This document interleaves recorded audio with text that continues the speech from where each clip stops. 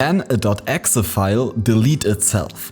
Well, the answer is no, but actually yes. Let's see. For example, I have this suicide.exe here, and if I execute it, it gets deleted. Wonderful. Let's see how to achieve this. It turns out we can't do it as straight away as it seems. We have to use a little trick. For the simple demonstration in this video, I'm gonna use the Dart programming language, but feel free to follow along with any programming language you like. First, we need to do two things. We need to import the standard input-output library of Dart, and then we need to create a variable that holds the name of our .exe file, because we need the name of it if we want to try to delete it. The variable own file name will hold the name of our exe file, so for example i.exe if we compile this. In the main method, what we can then do is just attempt to open the file at the own file name location and then just try to delete it with this command. And also, just for demonstration purposes, let's just wait for 5 seconds after we attempt to delete it to see in the command line interface what happens. Now if we just compile this, we will get a file which is called i.exe,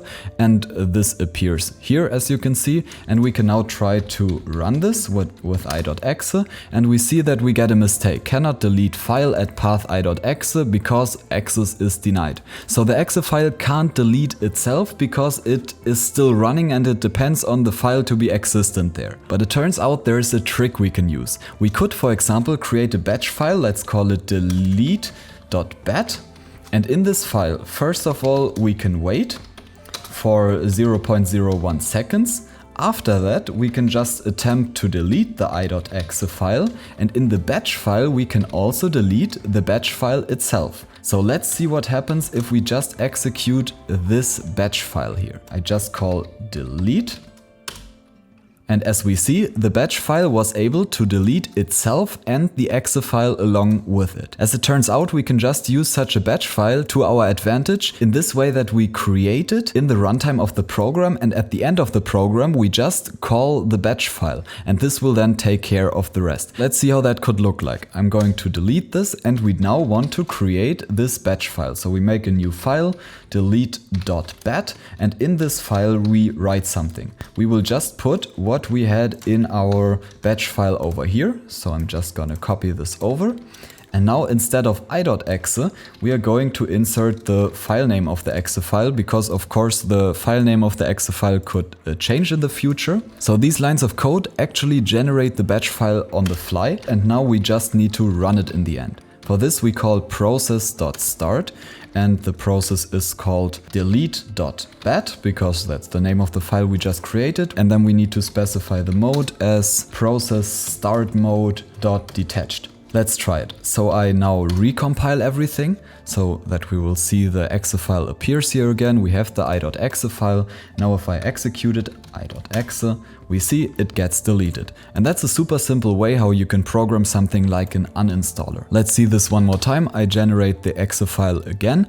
We now have it appear here again, so I can also see it in my folder. And when I double click on it, it just disappears. It gets destroyed by itself. Another fun thing about this is that we can actually use it to copy the .exe file itself to another location and then remove it from the current location to maybe hide it in some folder. Let's see how that would work. So first of all, let me put this all in its own function. So I'm just gonna call it delete self, and then we need to have a new function also, let's call it copy self, and of course it needs as a string the location where we want to copy our own exe file. And then we just create a file at the desired location, and we will just write the bytes in there.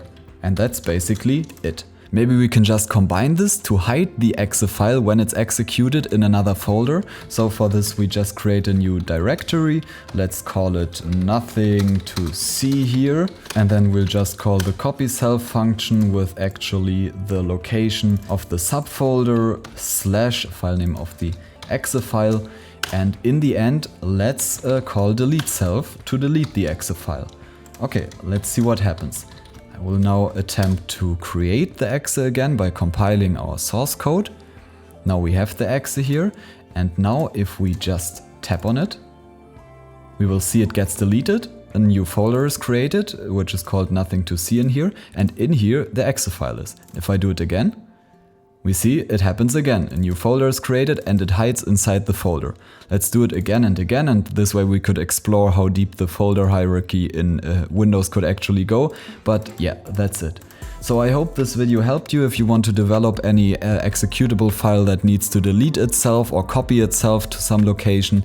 And by doing this, you could actually also just copy itself, and then with the process.run, which I've shown you, like this, or process.start, you could start the exe file itself in a different location. So this would be a great way to program a virus or something, but that's up to you what you do with this information. I hope you enjoyed the video. See you next time.